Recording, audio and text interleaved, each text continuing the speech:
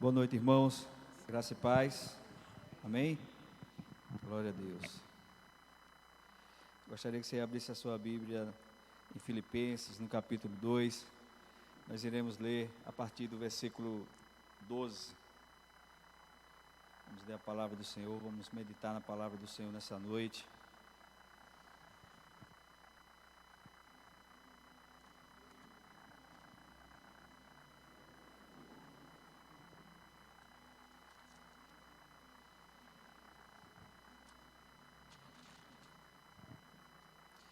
Como é bom estar na casa do Senhor, não é? Louvar, exaltar, glorificar o seu nome, ouvir a sua palavra. Maravilhoso. É o melhor lugar para a gente estar na casa do Senhor. Feche seus olhos. Amado Deus, nós te damos graças, meu Senhor, por mais um dia, por mais uma noite. Te damos graças, ó Deus, por tudo, Senhor, que Tu és, por tudo que Tu tens feito, por Tua bondade e a Tua misericórdia, Senhor. Tua palavra nos diz que elas são a causa de nós não sermos consumidos. Somos gratos a Ti, Senhor, por tudo que Tu és, por tudo que Tu és, por Tua palavra. Somos gratos a Ti, Senhor, por entender a Tua palavra, um pouquinho da Tua palavra. Estamos aqui nessa noite, Senhor, com o coração aberto, porque queremos entender um pouco mais da Tua palavra. Fala conosco, ó Deus, tenha misericórdia de nós, sonda os nossos corações. Tu nos conheces, Senhor, a cada um de nós, Tu sabe exatamente o que nós estamos, como estamos passando, como têm sido os nossos dias. Por isso, Deus, independente do que eu irei falar aqui, Senhor, nos conduza, nos direcione, leve uma palavra, Senhor, aquele que está precisando de uma palavra, de uma resposta Tua. Tua palavra nos diz que o Teu Espírito trabalha de uma maneira, Senhor, inexplicável, e sonda os nossos corações e responde de acordo com as nossas necessidades. Clamamos a Ti, ó Deus, que Tu visite-nos nessa noite, continue, Senhor, a falar aos nossos corações e nos ajude para a honra e glória do Teu nome. Amém? Amém, irmãos? Glória a Deus. O Senhor, Ele é a razão da nossa existência, a razão de tudo é Deus. Todas as coisas estão no universo, as estrelas, tudo está sob o controle, sob as mãos do Senhor. A palavra nos diz que nenhuma folha seca cai, se assim o Senhor não permitir. Ainda diz que nós temos os nossos fios de cabelos todos contados pelo Senhor. A palavra de Deus nos diz também que o Senhor conhece as estrelas, e as estrelas o conhecem, e eles chamam cada uma pelo seu nome, nenhuma falha diante dele, todas comparecem diante do Senhor. Esse é o Deus que nós adoramos, é o Deus a quem nós servimos, esse é o Deus do impossível. Amém? Vamos ler a palavra então. Assim, pois, irmãos, amados meus, como sempre obedecestes, não só na minha presença, porém muito mais agora na minha ausência, desenvolver a vossa salvação com temor e tremor, porque Deus é quem efetua em vós tanto querer como realizar, segundo a sua boa vontade. Fazei tudo sem murmurações nem contendas, para que vos torneis irrepreensíveis e sinceros, filhos de Deus, inculpáveis, no meio de uma geração pervertida e corrupta, na qual resplandeceis como luzeiros no mundo, preservando a palavra da vida, para que no dia de Cristo eu me glorie de que não corri em vão, nem me esforcei inutilmente.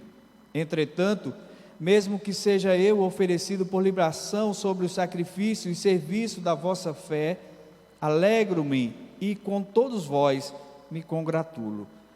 Assim vós também, pela mesma razão, alegrai-vos e congratulai-vos comigo. Espero, porém, no Senhor Jesus, mandar-vos Timóteo o mais breve possível, a fim de que eu me sinta animado, também tendo conhecimento da vossa situação. Porque a ninguém tenho de igual sentimento que sinceramente cuide dos vossos interesses, pois todos eles buscam o que é seu próprio, não o que é de Cristo Jesus.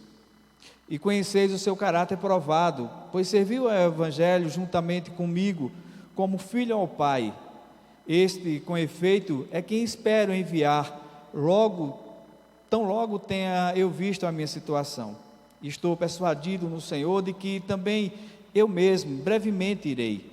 Julguei, todavia, necessário mandar até vós Epafrodito, por um lado meu irmão, cooperador e companheiro de lutas, e por outro vosso mensageiro e vosso auxiliar nas minhas necessidades, visto que ele tinha saudade de todos vós, e estava angustiado, porque ouvistes que adoeceu. Com efeito, adoeceu mortalmente. Deus, porém, se compadeceu dele, e não somente dele, mas também de mim, para que eu não tivesse tristeza sobre tristeza.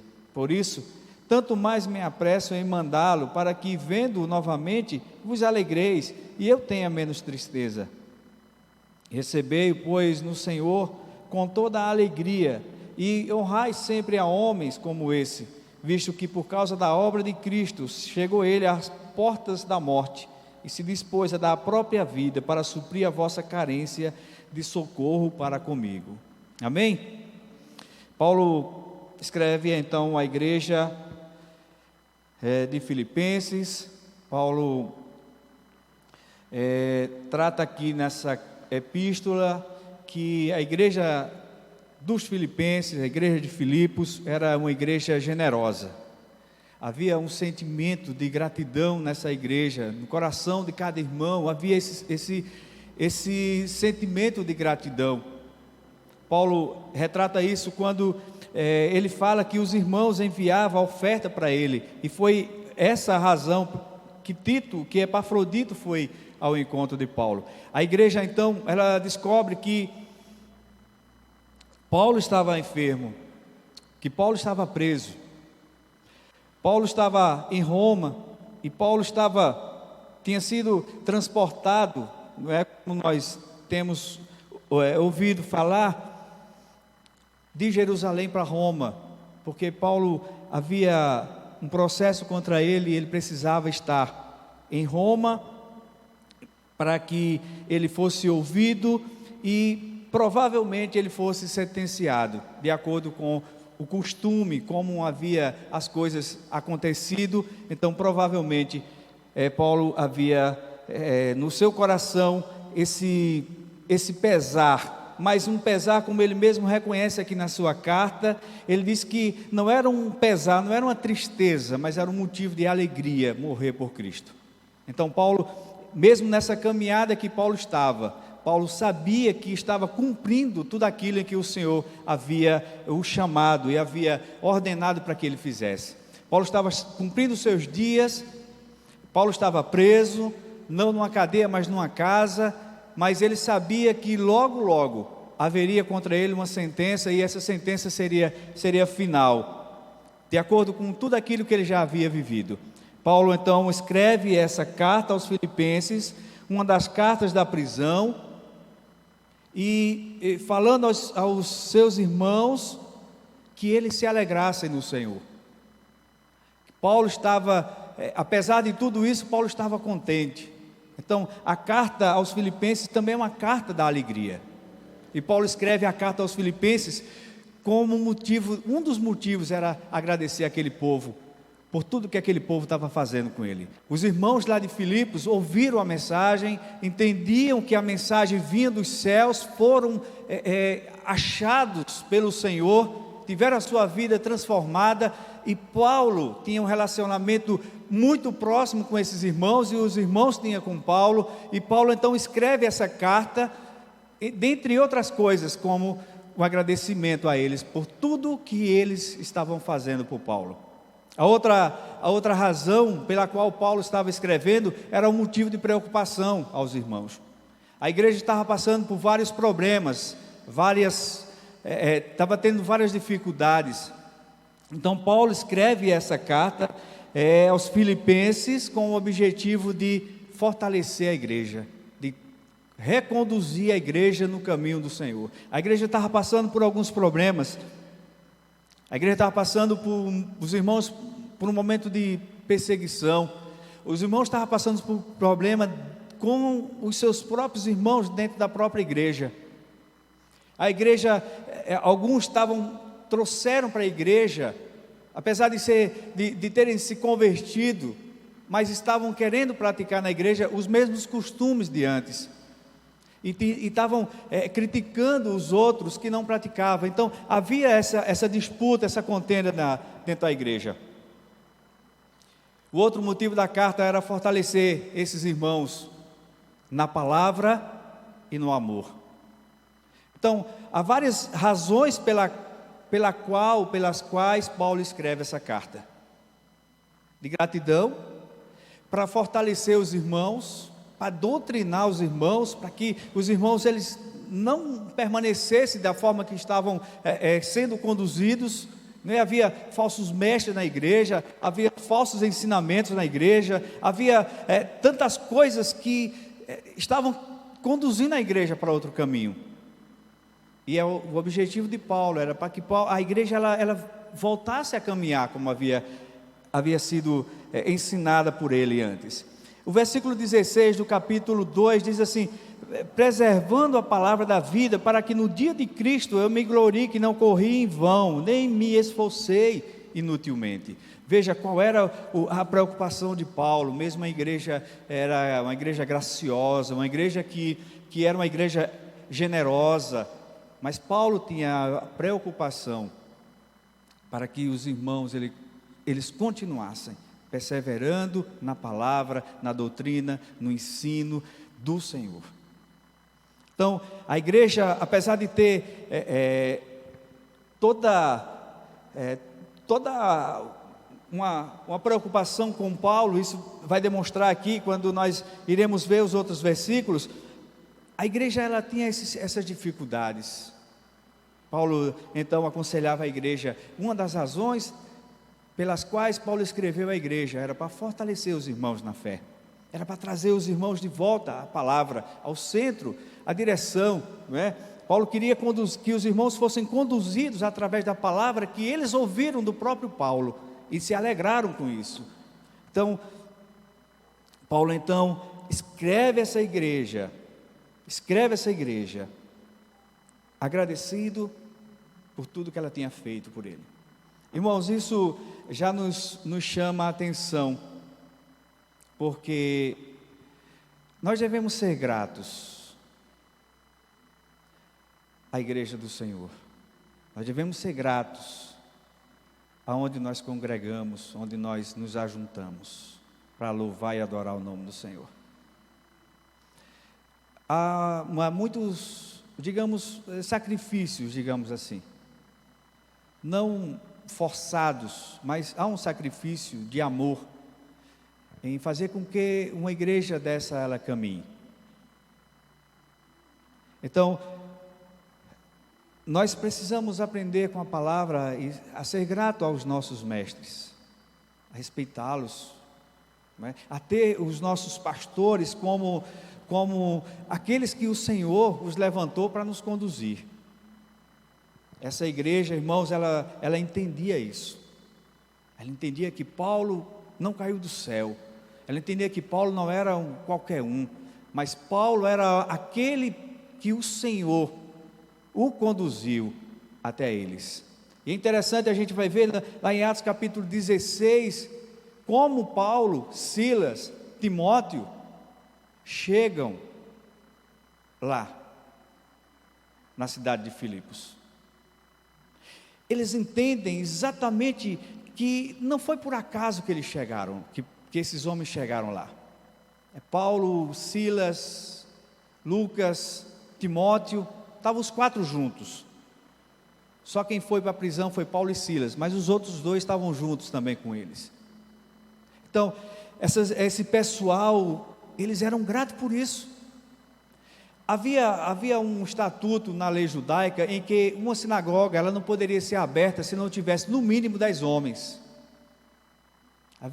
Teria que ter pelo menos 10 homens para que uma sinagoga ela fosse aberta. Se não tivesse essa quantidade, eles se reuniam em um lugar para orar, de preferência um lugar onde tivesse água. Por isso que quando Paulo chega lá em Filipos, ele encontra as mulheres orando. As mulheres estavam orando, lendo a palavra, estavam meditando na palavra e pedindo ao Senhor que enviasse um homem ou uma pessoa para que trouxesse esclarecimento a elas do que eles estavam lendo, das Escrituras. É por isso que quando receberam a palavra tiveram tanta alegria.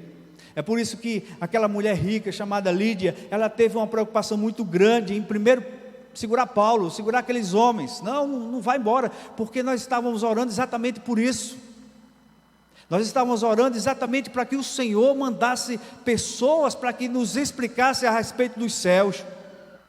E vocês chegaram, então ela tem uma alegria muito grande, ela quer que aqueles homens fiquem lá, e Paulo passou alguns dias ali, ensinando a palavra do Senhor. Então essa igreja é uma igreja que entendeu a razão da sua existência. A igreja ela era uma igreja grata, porque ela sabia que não foi por acaso que essa igreja começou, mas foi por oração. Veja que lá em Atos 16 diz que elas se juntavam, as mulheres estavam juntas, e no sábado de manhã chega Paulo, Silas e os demais, e se juntam a elas para orar e explicar e ler com elas as Escrituras. Então há um princípio nessa igreja, que é um princípio de gratidão. É um princípio que nós devemos ter na nossa vida, irmãos, dia após dia, é ser grato. Tem tantas pessoas que nos ajudam, tem tantas pessoas que nos tiram literalmente da lama, literalmente da lama, espiritualmente ou financeiramente. Depois nós nos limpamos, trocamos as roupas e calçamos um bom sapato, já podemos ir num lugar mais caro para cortar o cabelo e tal, e depois a gente esquece as pessoas. Devemos ser gratos a Deus, devemos ser gratos ao Senhor, porque o Senhor tem cuidado de nós. O Senhor tem ouvido as nossas orações, os nossos clamores, o Senhor tem ouvido e tem respondido. E Deus é Deus de milagres, Deus é Deus do impossível. Ouvimos esses dias que uma mulher foi para o hospital, só tinha 12 horas de vida. Foi a maior confusão para levar essa mulher de um hospital, daqui para o hospital. Domingo mostraram umas fotos dela saindo do hospital, um vídeo saindo do hospital, uma mulher que parece que aquela mulher não tinha ido para o hospital, aquela mulher não tinha ficado no hospital. Como é que a pessoa sai do hospital daquele jeito? Num restaurante lá, você viu as fotos? Como é que acontece uma coisa dessa? Tem uma explicação para isso, é Deus. A razão de todas essas coisas é Deus, não existe outra coisa, é só o Senhor.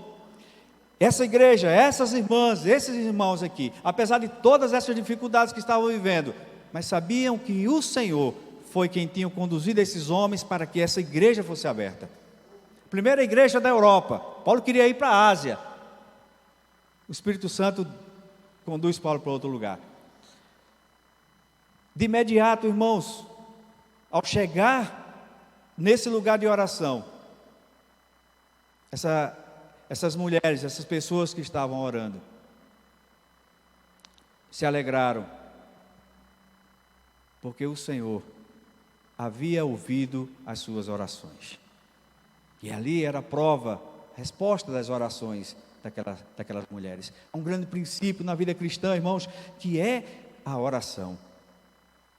As coisas podem estar muito difíceis, ou podem estar difíceis demais, ou quase o impossível, mas o Senhor ouve as orações. O Senhor ouve as orações e responde de acordo com a vontade dEle, porque já fizemos tantas campanhas por tantas pessoas e as pessoas partiram.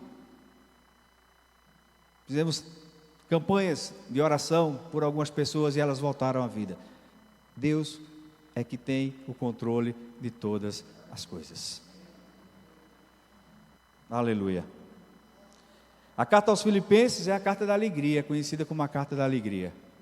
Há essa reciprocidade entre Paulo, entre Timóteo e os irmãos lá de Filipos.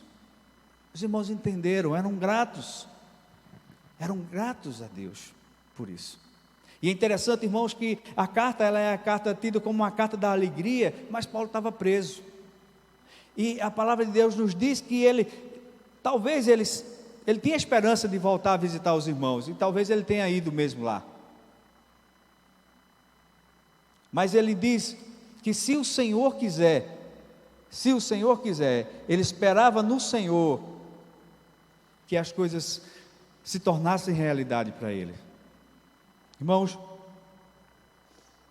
o apóstolo Paulo, apesar de estar preso, o apóstolo Paulo, apesar de estar com a sentença praticamente já decretada, era só questão de tempo, e ele entendia isso, mas ele estava alegre, ele estava feliz, porque o propósito de Deus na vida dele estava se cumprindo. Ele diz aqui que já está chegando o tempo de ele ser, digamos, servido como libação. Os irmãos de Filipe eram a oferta. A libação naquele tempo representava o vinho que acompanhava a oferta, não o sangue, porque o sangue só do Cordeiro, só de Jesus Cristo. E Paulo estava alegre por isso. E Paulo estava desafiando os irmãos a se alegrarem com ele. Paulo estava preso, mas tinha razão. Qual era a razão? Era pregar o Evangelho, era anunciar a palavra. Isso era a razão da vida de Paulo. O objetivo da vida de Paulo era esse, era anunciar a palavra. Ele estava feliz por isso. Ele estava feliz porque tudo estava se encaminhando do jeito que era para ser. Paulo entendia isso. Paulo fala e nos desafia a partir do versículo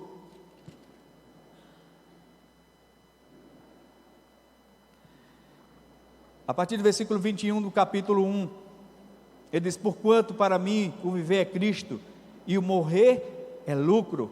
Entretanto, se o viver na carne traz fruto para o meu trabalho, já não sei o que hei de escolher. De um e outro lado estou constrangido, tendo o desejo de partir e estar com Cristo, que é incomparavelmente melhor. Mas por vossa causa é mais necessário permanecer na carne. E convencido disso estou certo de que ficarei e permanecerei com todos vós, para o vosso progresso e gozo da fé, a fim de que aumente, quanto a mim, o motivo de vos gloriardes em Cristo Jesus, pela minha presença de novo convosco. Aleluia. Paulo então, irmãos, vai trazer aqui a partir do versículo 19, aliás, a partir do versículo 15, do capítulo 2, Paulo diz: para que vos torneis irrepreensíveis e sinceros, filhos de Deus inculpáveis no meio de uma geração pervertida e corrupta, na qual resplandeceis como luzeiros no mundo, preservando a palavra da vida, para que no dia de Cristo eu me glorie de que não corri em vão, nem me esforcei inutilmente. Paulo então nos chama a atenção para essa palavra, irmãos. Ele diz que ele nos aconselha a que nós permaneçamos irrepreensíveis, que sejamos sinceros, que sejamos com o Filho de Deus inculpáveis no meio de uma geração pervertida, como nós estamos vivendo, que nós estamos vendo, pervertida e corrupta, na qual ele nos desafia a ser como luzeiros no mundo de treva. E a luz é interessante, porque quanto mais a noite ela vai se aproximando, vai ficando mais densa, mais escura, mas a luz vai brilhando, cada vez que as trevas vão se fechando, a luz vai brilhando. A palavra de Deus nos diz, lá em Provérbios, que diz assim, não é? Que isso é como a luz da aurora, vai brilhando a cada dia, cada vez mais, para até ser dia perfeito. Esse é o nosso desafio, irmãos, no meio do mundo de trevas, de escuridão, nós, a igreja do Senhor, sejamos a diferença. Você deve conhecer algumas situações por aí, em que a gente ouve algumas coisas que nos entristecem bastante, como por exemplo, e não é crente? Para ser crente desse jeito? Então esse é o desafio nosso, é perseverar na palavra do Senhor, naquilo que o Senhor tem nos dado. A palavra do Senhor nos ensina, meu irmão, que nós devemos ser perseverantes nessa graça, devemos buscar o Senhor, devemos ser como uma luz, um luzeiro que ilumina no mundo de treva, de escuridão, um mundo pervertido, um mundo de pessoas desonestas, nós precisamos, como filhos de Deus, fazer a diferença nesse mundão. Amém? Precisamos, meu amado. Precisamos ser filhos de Deus, irrepreensíveis, sinceros, senão nos tornamos a mesma coisa. Paulo, entrando agora no versículo 19, Paulo fala como ele, Timóteo e Epafrodito exemplificam Jesus Cristo. Paulo faz uma ilustração quando ele diz que no versículo 17 do capítulo 2, ele diz: entretanto, mesmo que eu seja oferecido por libação sobre o sacrifício e serviço da vossa fé, alegro-me e com todos vós me congratulo. Paulo estava disposto a morrer pelo Evangelho. Paulo estava disposto a cumprir o seu caminho, de forma alguma voltar atrás. E ele se compara aqui, não só ele, como Timóteo e Epafrodito também. Estes três homens exemplificam Jesus Cristo, na sua firmeza. O Senhor sabia tudo o que iria acontecer com ele, mas o Senhor perseverou. Paulo sabia tudo o que iria acontecer com ele, mas Paulo perseverou. Paulo continuou firme, anunciando. Eu acho que lá na prisão de Paulo, na casa onde Paulo vivia, havia muitos cultos. Eu acho que era uma casa muito movimentada, pessoas que iam ali ouvir de um preso a alegria da liberdade. O mundo é interessante, irmãos, porque para o mundo a liberdade é ter dinheiro, é ter poder, é poder viajar.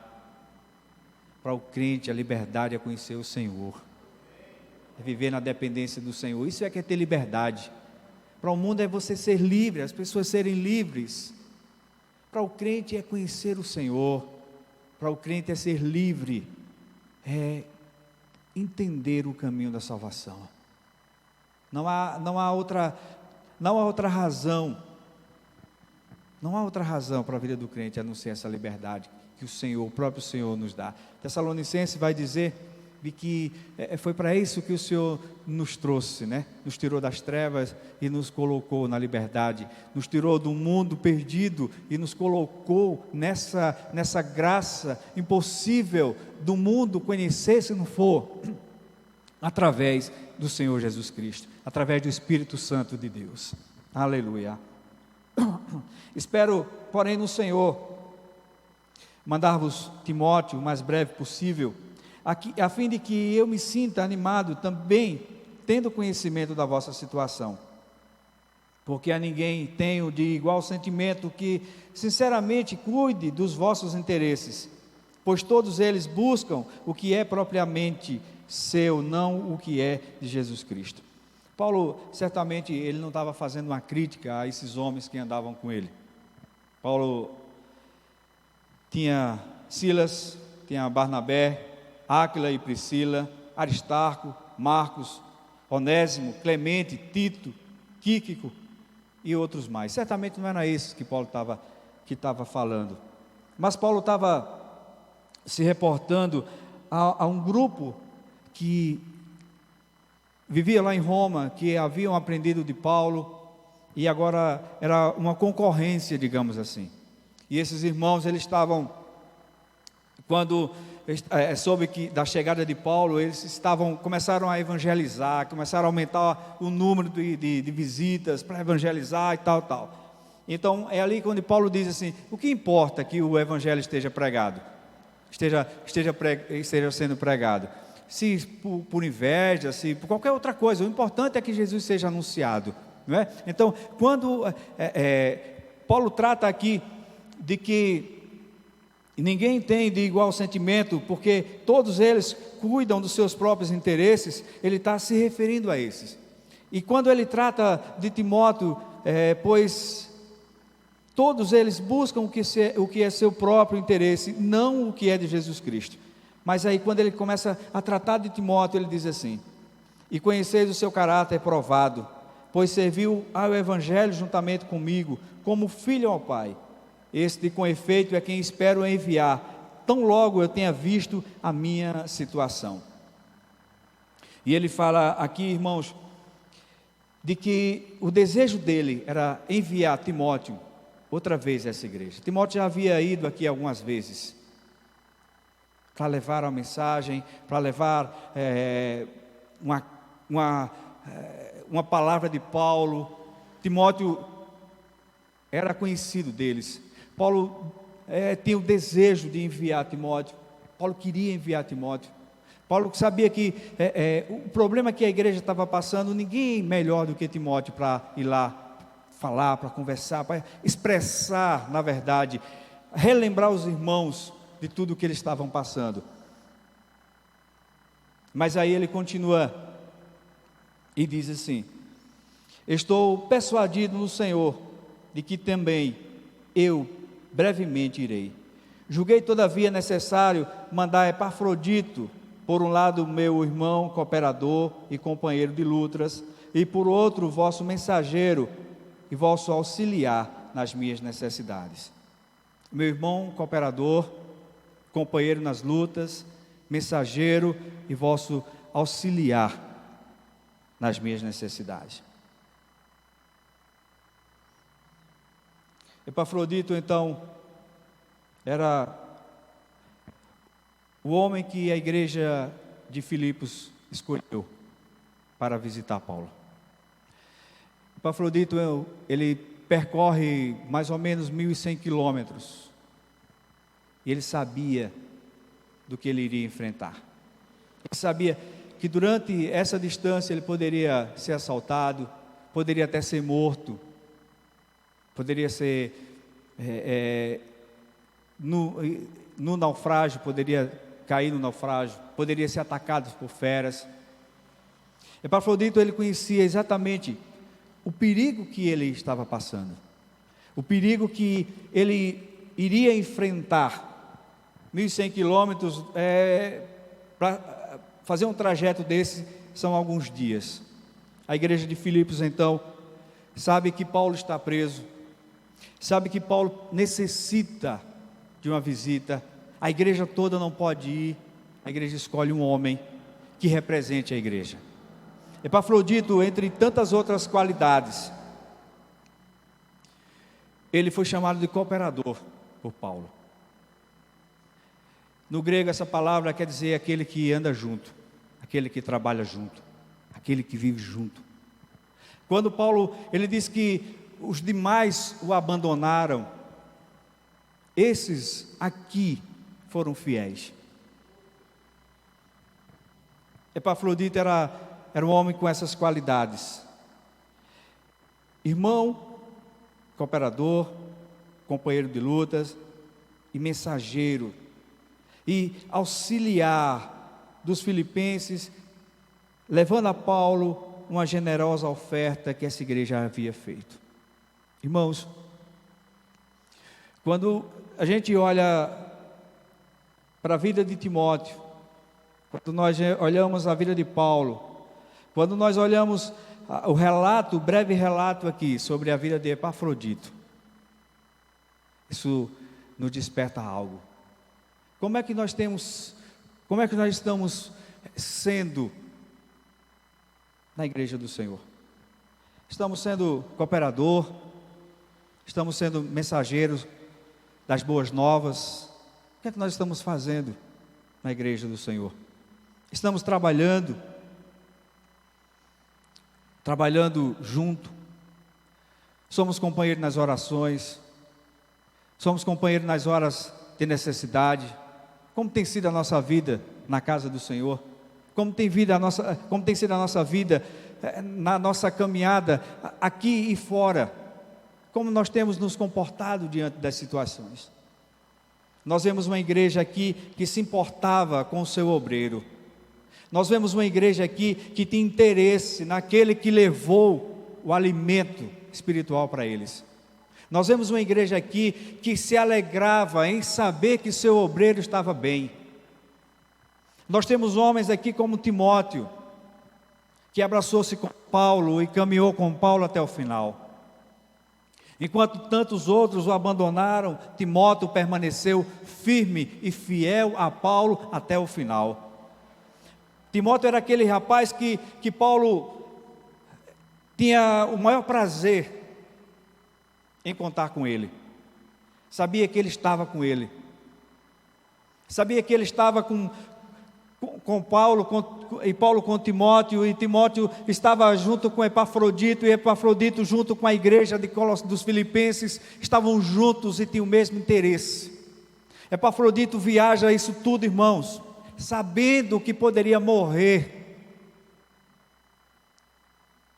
mas tem um desejo de recolher suas ofertas, o que a igreja amorosamente recolheu, para enviar para Paulo, que estava preso. Fez isso com alegria.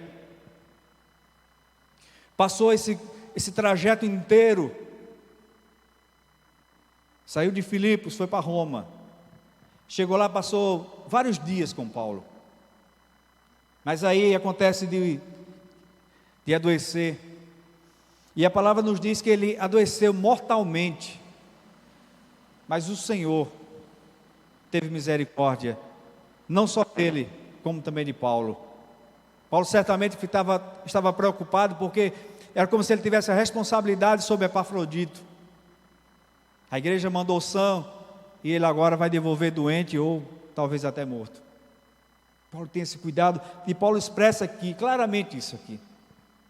Mas o que é interessante na vida de Paulo, na vida de Timóteo, na vida de Epafrodito, irmãos, é a fidelidade, é o amor pela causa, o amor pela igreja, o amor pela obra, pelo evangelismo, o amor pelo seu pastor, aqui no caso de Paulo. Isso é o que nos chama a atenção. Por isso que Paulo se compara aqui, ele faz uma relação entre ele, Timóteo e Epafrodito no sacrifício de Cristo. Esses dois homens, eles exemplificam, esses três homens, Jesus Cristo. Foram fiéis, eles sabiam o que iria acontecer, mas eles permaneceram fiéis. Paulo nos diz então que Epafrodito tinha saudade de casa, tinha saudade de voltar aos seus. Epafrodito ficou sabendo que o povo lá de Filipos tinha sabido que ele estava doente, tinha adoecido, e havia uma preocupação muito grande. Por isso que Paulo diz: eu queria enviar Timóteo, mas porque Epafrodito adoeceu e foi curado, está curado, eu vou enviá-lo, para que a minha alegria seja completa, a alegria de vocês sejam completa também, para que nós nos alegremos no mensageiro que vocês me mandaram, para que vocês saibam. E aí Epafrodito leva, as mensagens ao povo, à igreja. Irmãos, sofrimento certamente ninguém quer passar, mas esses homens aqui, por amor do Senhor, eles deram a vida. Eles estavam decididos a não voltar atrás. Às vezes nós cantamos e cantamos tal, e às vezes a gente parece que não entende aquilo que nós estamos cantando. Esses homens nos alegram muito, porque nos ensina a ser fiel, nos ensina a ser companheiro, nos ajuda nessa caminhada, nos ensina a ser sincero. E sincero não é a gente falar na lata, não, é a gente ser sincero com nossos amigos, com a nossa igreja, com o nosso povo. Esses homens nos desafiam, irmãos, a viver e pensar de acordo com a palavra do Senhor. Tantas pessoas, o próprio Paulo aqui relata, de que um grupo saiu da igreja, estava pregando a Cristo por inveja, por contenda. Um grupo que saiu da igreja, da própria igreja. Paulo está nos ensinando de forma diferente. Esses homens nos ensinam de forma diferente. Esses homens nos ensinam que nós devemos pregar a palavra por amor, pregar a palavra porque o Senhor, Ele fez assim conosco, porque o Senhor mudou a nossa vida e foi através de pessoas, e que nós, irmãos, nós não devemos esquecer isso. Versículo 28 diz assim: por isso, tanto mais me apresso em mandá-lo, para que, vendo novamente, vos alegreis, e eu tenha menos tristeza. Recebei-o, pois, no Senhor com toda alegria, e honrai sempre a homens como esse, visto que por causa da obra de Cristo, chegou ele às portas da morte, e se dispôs a dar a própria vida, para suprir a vossa carência de socorro para comigo. Fidelidade, amor, gratidão, perseverança, é isso que essa palavra ela nos ensina, a sermos fiéis. E o versículo 25, irmãos, nos diz assim: julguei, todavia, necessário mandar-vos até vós Epafrodito, por um lado, meu irmão, cooperador e companheiro de lutas, e por outro, vosso mensageiro e vosso auxiliar nas minhas necessidades. Irmão em Cristo, cooperador na obra, companheiro na luta, mensageiro na igreja, um servo, uma pessoa que estava disposta a viver a palavra do Senhor de uma forma clara. Como Paulo fala no versículo 15, e nos desafia a resplandecer como luz no mundo de trevas, fazemos a diferença. Irmão em Cristo, cooperador na obra, companheiro de luta na oração e mensageiro na igreja. Que nós precisamos aprender com esses homens, irmãos, que aqui essa palavra vai nos ensinar. Gostaria que você pensasse, como diz o presbítero Marcinho, que você trabalhasse essa palavra na sua casa hoje à noite. Lesse esses versículos de novo, e que o Senhor, Ele nos ajude a abrir a nossa mente para a palavra gloriosa do Senhor, a sabermos que nós não estamos na casa do Senhor em vão, a sabermos que nós não fomos chamados simplesmente para ser salvos, mas para fazermos a diferença. As pessoas olham para nós, as pessoas nos veem, não é? E que nós possamos ouvir que somos um irmão em Cristo, que nós somos cooperador na obra, que nós somos um mensageiro de boas novas. O mundo está cheio de desgraça, de notícia triste. Precisamos ser mensageiro de boas novas, a palavra de Deus que liberta, que salva, que cura, que transforma. Precisamos ser um mensageiro, irmãos. Precisamos ser um servo. Esses homens eram servos, mesmo diante da situação, das circunstâncias que viviam, nos desafios de morte, de fome, eram fiéis, eram servos. Que Deus nos ajude, que vejamos a palavra do Senhor com um novo olhar. O que me chama a atenção nessa palavra, além de tantas outras coisas aqui que nem falei, mas é o relacionamento que a igreja tinha com esse irmão, o relacionamento que a igreja tinha com Paulo, com esse que escolheu enviar Epafrodito, o relacionamento que Paulo tinha com essa igreja era um relacionamento de amor, de cumplicidade, de quem se conhece, de quem sabe o que é que o outro pensa. O relacionamento de Paulo com Epafrodito, com Timóteo, seu fiel amigo, seu filho na fé. Paulo diz que ele era como um filho que andava com um pai. Que nós sejamos assim. Que o Senhor tenha alegria em nós e que olhe para nós, nos veja como um luzeiro no mundo de trevas, no mundo de escuridão, no mundo de pessoas sem vida, sem esperança, no mundo de pessoas inseguras. Podemos ver o quanto nós somos frágeis e somos seguros, humanamente falando, em nada nesses dias agora. Tantas pessoas ricas, poderosas, e aí, vamos fazer o quê? Tantas pessoas simples, empregadas, que diziam: tenha fé, nós vamos passar isso, nós vamos vencer, o Senhor está no controle de todas as coisas. Estava falando com o irmão hoje à tarde, estava pensando, estava falando com ele e falando sozinho antes, quanto o mundo é inseguro, quanto o mundo é incerto. O pior pessimista, ele jamais imaginava que iria acontecer com o mundo o que aconteceu em março.